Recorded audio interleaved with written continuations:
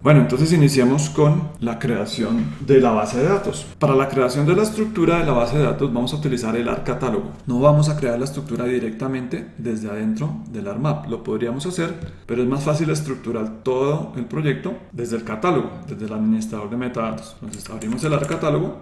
Aquí tenemos el AR catálogo. Vamos a ir a la carpeta PIAs y acá vamos a ir a taller 5. Como ya lo tenía abierto, debo dar F5 para que me aparezca en el árbol taller 5. Entonces, si ya tiene abierto su catálogo, tienen que refrescar la raíz del árbol. Antes de empezar a crear la base de datos, nos hace falta copiar las capas base que vamos a utilizar para específicamente los datos fuente de ese proyecto. Vamos a ir a datos. Acá van a encontrar el paquete de datos, se llama datos zip, lo encuentran en taller 5. Deben descargarlo y deben descomprimir esos datos. Ya los tengo acá en la carpeta de datos del taller 5. Vamos a tomar estos datos y los vamos a descomprimir acá. ¿Qué tenemos dentro? El PRJ y tenemos el archivo CAD, y estos son los archivos del archivo de formas de las secciones transversales. Aquí no necesitamos el archivo XML, no necesitamos el archivo de metadatos, lo podemos eliminar si queremos.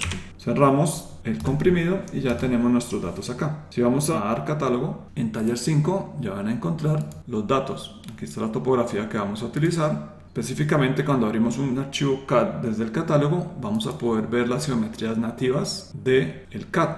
Tenemos puntos, polígonos y líneas, anotaciones y arreglos de datos. Por acá en Previews, ustedes pueden hacer una previsualización de la capa de puntos, pero esa previsualización seguramente no sale completa si tengo puntos o nodos digitalizados en la coordenada 00.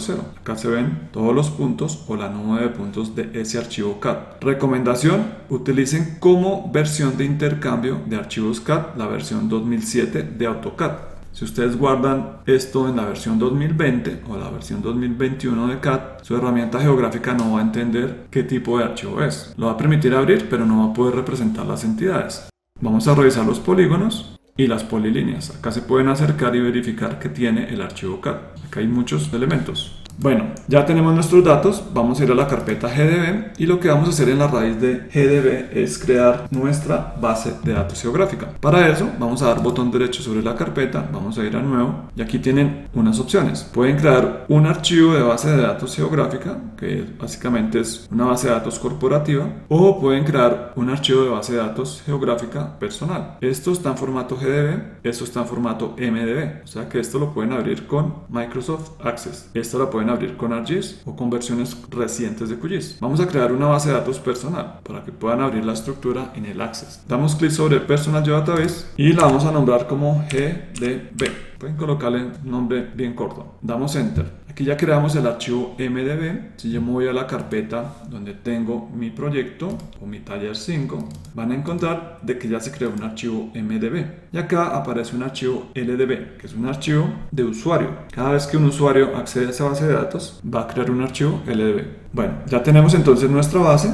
Esa base con su estructura básica pesa 304 kilobytes, pero dentro de esta base debemos crear un conjunto de datos. Directamente en la raíz de GDB nosotros podríamos crear capas independientes, pero habría un problema, y es que a cada capa le tendríamos que poner el sistema de proyección de coordenadas. Es como un shapefile, pero que conserva la parte de los arcos. No tendría mucho sentido. Entonces lo más lógico es siempre crear dentro de la base de datos un nuevo elemento que se llama arreglo de clases de entidad. Vamos a clicar sobre él, nos va a crear un grupo de capas. Aquí podemos colocar, por ejemplo, proyecto 1, o le podemos colocar simplemente proyecto. Damos en siguiente y vamos a definir el sistema de proyección de coordenadas que va a tener ese grupo de capas, el Feature Dataset. Aquí podemos utilizar Magna Colombia Bogotá, o en el caso de que nos hayan proveído un archivo PRJ como el que tenemos acá dentro de datos, este PRJ, que lo pueden abrir con el editor de texto, es este archivo, un archivo de proyección de coordenadas. En caso de que tengamos ese archivo, podemos directamente acá cargarlo. Podemos decirle impórtelo, podemos ir a CPIAs, taller 5, datos, y aquí vamos a tener el PRJ. Podemos agregarlo y vamos a tener este Magna Sirga Sigag. Entonces yo puedo tener archivos PRJ personalizados, los archivos que vienen por defecto o los sistemas de proyección que vienen por defecto en ArcGIS, y vamos a poder utilizar, por ejemplo, el Magna Colombia Bogotá. Podemos utilizar este, es casi lo mismo. La diferencia es que el de Magna Colombia Bogotá tiene más decimales, no está aquí esto aproximado a 7, tiene muchos más decimales. Está ocupando una variable numérica doble, pero con todos los decimales, no está aproximado acá como si fuera un flotante. Entonces podemos utilizar este, va a ser un poco más preciso. Damos siguiente. Para las verticales o para zetas no necesitamos definir un sistema de proyección de coordenadas, podemos hacerlo relativo. O sea que todo lo que pongamos en el Z va a estar relativo con respecto al XY que tengamos en el modelo. Si está en metros, entonces ese Z sería en metros. Damos siguiente. Definimos la precisión que va a tener nuestra base de datos cuando almacene vectores. En XY esas tolerancias las vamos a trabajar, eso sería metros, decímetros, centímetros, milímetros. Vamos a trabajar al milímetro. Lo mismo en Z. Vamos a trabajar al milímetro. Y si hay capas para ruteo, podemos también trabajar al milímetro. ¿Qué significa esto? Que cuando estemos digitalizando vamos a aproximar todo a milímetros. No es necesario que coloquemos una unidad más pequeña. ¿Por qué? Porque la precisión de los equipos pues generalmente no llega al milímetro. Si estamos trabajando con GPS de alta precisión, seguramente va a ser al centímetro. Si estamos trabajando con estaciones, seguramente va a ser también al centímetro. Si estamos trabajando datos de sensores remotos, la precisión es mucho menor, metros. Y pues dependiendo de la tecnología, la resolución o la precisión cambia. Entonces, 1 milímetro es más que suficiente para representar datos geográficos. Damos en finalizar y ya tenemos un grupo de capas. Si expandimos, ese grupo de capas se encuentra en este momento vacío. Y la base de datos, si verificamos, taller 5GDB no ha cambiado tanto en su tamaño, porque está en blanco el grupo de capas de proyecto. Bueno, ¿qué vamos a empezar a hacer primero? Vamos a crear los nombres de las capas y después vamos a empezar a crear todos los atributos. Los nombres de las capas los encuentran en la guía. Entonces, una capa geográfica tiene el nombre mnemotécnico, que es el nombre específico de la clase. Es un nombre que no va a tener espacios, caracteres especiales, tildes, ñes, guiones como el menos. No es recomendable utilizar, pueden utilizar guiones bajos como está acá en este ejemplo. Depende de las reglas de escritura que ustedes definan o estén acostumbrados a utilizar cuando están programando. Esto es una forma de escribir el nombre de capas o variables. No pueden empezar tampoco por número. Yo no puedo colocar 1 canales, 2 parcelas, 3 curvas de nivel. No es recomendable hacer esa combinación. Pueden colocar canales 1, canales 2, eso sí lo pueden hacer, pero el primer elemento que tenemos acá debe ser un carácter. En las bases de datos geográficas tenemos algo adicional y es, yo le puedo colocar un apodo o un alias a las capas. Internamente en la base se va a llamar canales, pero cuando yo la cargue a un mapa de proyecto para hacer un imprimible, pueden colocar el alias. El alias puede llevar espacios, tildes, ñes, guiones, arrancar por número, puede tener específicamente cualquier carácter, porque es un apodo, es como una variable auxiliar que se le pone al nombre del campo o el nombre de la base de datos. Acá a la derecha están definidas las geometrías, entonces para el eje del río vamos a utilizar líneas, para las parcelas vamos a utilizar polígono, para las curvas de nivel topográficas vamos a utilizar líneas 2D,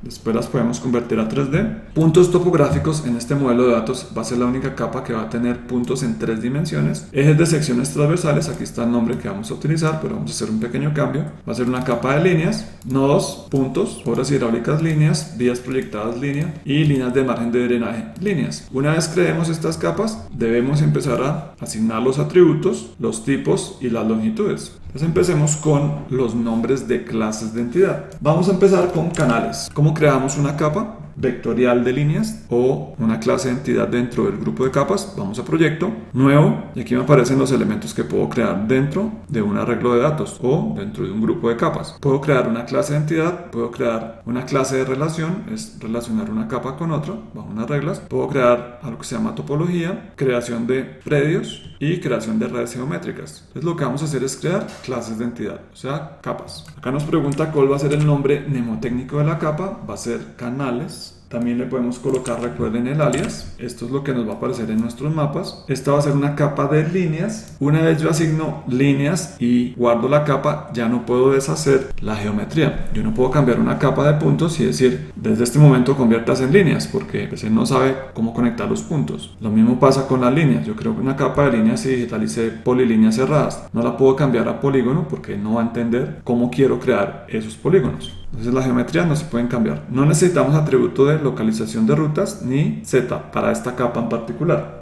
Damos siguiente. Acá por defecto, él va a crear dos atributos. Identificador de objeto espacial, ahora se va a llamar en la base de datos geográfica Object ID, y forma geométrica, o sea, es un punto, una línea o un polígono. En la parte inferior van a encontrar las propiedades específicas de cada campo. Damos finalizar y ya tenemos nuestra primera capa. Pero una vez nosotros aceptamos, él identifica que es una capa de líneas, y acá en el visor de previsualización nosotros podemos mirar en la parte inferior la tabla. Va a aparecer un nuevo campo que se llama ShapeLength. Ese campo es un campo para calcular la longitud de la entidad de forma automática. Entonces el campo ShapeLength y ShapeArea se recalculan automáticamente si la capa o la clase de entidad está dentro de una base de datos geográfica. En los Shapefile ese cálculo era manual. Siguiente capa, la capa de parcelas. Nuevamente vamos a proyecto, botón derecho, nuevo, Feature Class, parcelas. El alias va a ser exactamente el mismo. Esta va a ser una capa de polígonos, no de líneas. No le colocamos M ni Z. Damos siguiente, damos finalizar, y si ustedes verifican ahora la capa de parcelas, nos va a crear automáticamente dos nuevos campos, perímetro y área, que también los va a calcular de forma automática. Estos campos no los puedo eliminar. Y acá, si se dieron cuenta, aparecen unos asteriscos. Esos asteriscos son los índices. Es cómo voy a ordenar estos elementos. Entonces, la llave principal va a ser el Object ID, y el shape también va a ser una llave, pero más de geometría. Ya tenemos las dos capas. Vamos a ir ahora a curvas de nivel. En la guía, la capa de curvas de nivel, vamos a crearla. Está definida con este nombre, pero ustedes pueden cambiar la regla de escritura. Ahora yo utilizo esta regla. Se llama escritura de camello con primer carácter en mayúscula. Hay diferentes formas de escribir variables. Entonces la primera que estamos viendo es esta. Es una forma de escribir si quiero separar las palabras. La escritura de camello convencional es de esta forma.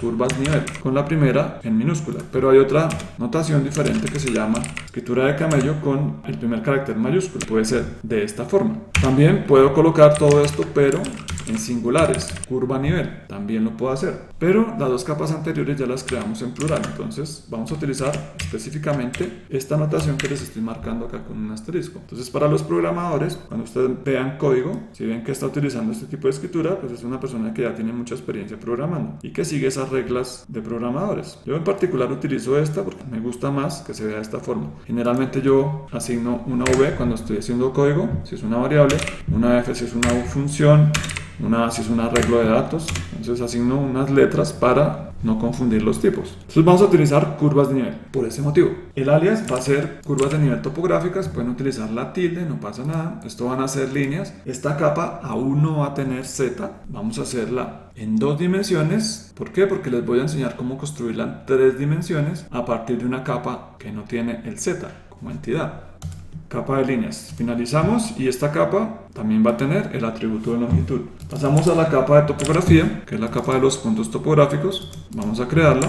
El alias que le vamos a asignar es puntos topográficos. Va a ser una capa de puntos. Y a esta sí le vamos a asignar el Z. O sea que esa capa vamos a poder digitalizar sobre ella en 3 dimensiones. Es la única capa que por el momento vamos a utilizar con geometría Z. Damos siguiente, finalizamos y por su geometría esta capa no debe tener campos diferentes al Object ID y al Shape. Vamos a verificar, no los tiene. Entonces una capa de puntos en la cual aparezca ShapeLength, ShapeArea, quiere decir que esa capa inicialmente era de un polígono o una línea y se hizo una conversión de geometría con una función geográfica. Lo mismo que hicimos con el predio cuando obtuvimos sus nodos, sus vértices perimetrales. En esa capa resultante él va a llevarse el campo de área y perímetro, pero no son válidos. ¿Por qué? Porque esos eran campos calculados para la capa puente, para la capa de polígono. Secciones transversales, entonces en la guía está cross-section eje. Vamos a cambiar un poco eso. Vamos a colocar la escritura de camello. Vamos a llamar ejes de secciones transversales a esa capa en el alias y va a ser una capa también de líneas sin geometría Z. Acá pueden ir verificando sus geometrías. Parcelas es de polígonos, estos son puntos y estas 3 son de líneas. Acá lo podemos observar. Siguiente capa, la capa que intersecta las secciones transversales con la línea del eje del río. Esa la necesitamos para algunos modelos hidráulicos que no trabajan con datos geográficos 3D, sino con tablas de estación y elevación. Nueva capa de puntos, cross section, misma regla, vamos a cambiar. Estos serían los nodos de secciones transversales. Va a ser una capa de puntos, que es una intersección entre 2 líneas. No necesitamos el atributo o la propiedad geométrica de Z. Finalizamos y esta capa tampoco va a tener ni longitud ni perímetro porque son puntos. Obras hidráulicas, misma regla, botón derecho proyecto, nuevo, feature class, vamos a cambiar la escritura. Obras hidráulicas, dejamos todo en plural. Podemos utilizar el mismo nombre pero con las tildes y el espacio. Esa va a ser una capa de líneas. Damos siguiente, finalizamos. Ejes viales, proyecto, nuevo, feature class, eje vial P, misma regla, eje vial P. Vamos a llamar esta capa vías proyectadas. Va a ser una capa de líneas. No necesitamos el Z. Y nos faltaría solamente la capa de márgenes de líneas de drenaje. Margen izquierda o margen derecha. Nuevo feature class, márgenes. El alias, vamos a colocar líneas de margen de drenaje. Va a ser una capa de líneas sin Z y sin M. Siguiente y finalizamos. Ya tenemos entonces la estructura. En esta herramienta del catálogo no tenemos que guardar. Una vez creamos la capa, ya queda almacenada dentro de la base de datos. Automáticamente, no es necesario oprimir en ningún botón guardar, no existe en esta herramienta. Acá si se dan cuenta, entonces en la base de datos ahora tenemos un esqueleto o una estructura que pesa 792 kilobytes. Aún no tenemos vectores dentro y aún no hemos definido los atributos específicos para cada capa.